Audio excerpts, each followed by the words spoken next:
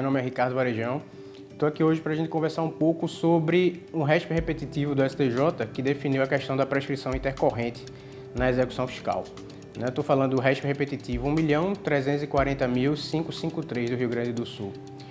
Como a gente conhece na militância da advocacia, principalmente na execução fiscal, existe uma previsão no artigo 40 da Lei de Execução Fiscal que trata dessa questão da prescrição intercorrente, dizendo que se não forem localizados bens ou o próprio devedor, o juiz suspenderia a execução pelo prazo de 1 ano e, passado esse prazo, ele arquivaria o processo e, dentro de 5 anos depois desse prazo do arquivamento, ele decretaria a prescrição. Só que sempre se teve dúvida, efetivamente, de qual é o marco inicial desses prazos, qual é o marco que deflagra o início da suspensão e qual é o marco depois que deflagra também esse início do prazo de arquivamento de 5 anos, dentro da prescrição. Inicialmente se tinha ideia de que precisaria de um despacho do juiz determinando a suspensão e depois um outro despacho determinando o arquivamento para que a gente pudesse considerar e consolidar a prescrição intercorrente. Então, a importância do julgamento desse recurso repetitivo do STJ veio exatamente para poder definir esses marcos.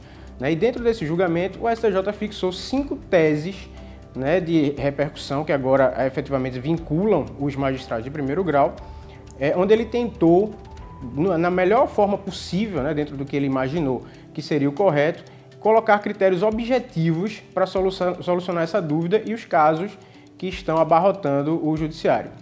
A primeira tese, então, que o STJ fixou em relação ao tema foi dizendo que o prazo de suspensão de 1 ano e o posterior de prescrição, que no mais das vezes é de 5 anos, se a gente tratar de crédito tributário, ele começa automaticamente com a ciência da Fazenda Pública acerca da não localização do devedor ou de bens penhoráveis.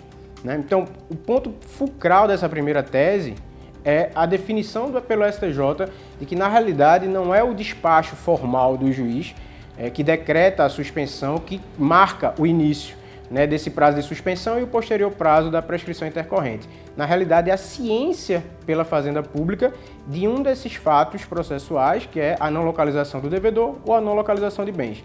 Então, ainda que não haja o despacho formal do juiz, se a Fazenda Pública fez carga dos autos, por exemplo, antes que houvesse esse despacho, ela tomou ciência de que não havia localização de bens ou do devedor, inicia-se o prazo de 1 ano e o posterior prazo de 5 anos de forma automática, independentemente de qualquer manifestação judicial. A segunda tese fixada pelo STJ, exatamente ele complementa a inicial, dizendo que o início do prazo de 5 anos posterior ao de suspensão também é automático. Então, ocorre a ciência da Fazenda Pública quanto à não localização de bens ou do devedor, inicia-se automaticamente, independentemente de qualquer despacho, o prazo de suspensão de 1 ano. Fim do prazo de 1 ano, também sem necessidade de qualquer novo ato formal do juízo, inicia-se o prazo prescricional, que normais das vezes é de 5 anos. Então, o importante é você retirar da conjugação dessas duas primeiras teses, que na realidade o que o STJ fez foi dizer que o prazo da prescrição intercorrente, na prática, vai ser de 6 anos. E esse prazo de 6 anos deve ser contado dessa ciência da Fazenda Pública. O STJ também fixou na terceira tese, que é extremamente relevante para fins da demarcação dessa contagem do prazo, que tanto o ato efetivo de citação, ainda que por edital, quanto um ato efetivo de constrição patrimonial, uma penhora de um veículo ou de valores, seja lá o que for, eles são aptos a interromper o prazo dessa prescrição intercorrente. Então, se num primeiro momento não houve a localização do devedor e depois a Fazenda Pública, ciente disso, requer a citação por edital, ocorrida a citação por edital, interrompe-se esse prazo de 6 anos que recomeça a partir de então. E a partir daí a Fazenda vai ter 6 anos para localizar bens do devedor. Se no meio desse caminho ele localizar bens do devedor, interrompe-se novamente o prazo de prescrição. E é importante anotar que em embargos de declaração, o STJ deixou muito claro que essa interrupção da prescrição pode ocorrer mais de uma vez dentro do processo, a depender de tantos quantos forem esses atos de crise na execução fiscal. Cada vez que um ato efetivo de constrição ocorrer, interrompe-se o prazo. Então, se, por exemplo, a Fazenda Pública consegue penhorar um bem e no momento do leilão a arrematação é por um valor insuficiente para quitar o crédito tributário, por exemplo, a partir dessa intimação da insuficiência, a Fazenda Pública vai ter mais 6 anos para poder correr atrás e conseguir um outro ato efetivo de constrição. As duas últimas teses que o STJ fixou sobre o tema são bem relevantes também. A quarta, o STJ afirmou, consolidando tudo isso que a gente falou, da desnecessidade de atos formais por parte do juízo, né, para fins de contagem desse prazo.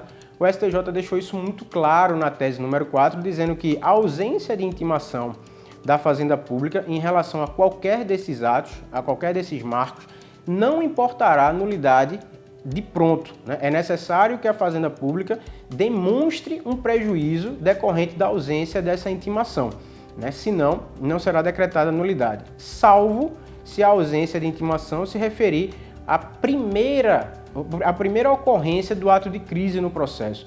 Então, a Fazenda Pública executa, promove a execução fiscal e há a primeira tentativa do oficial de justiça, por exemplo, de localizar o devedor, e ele não consegue, e certifica isso nos autos.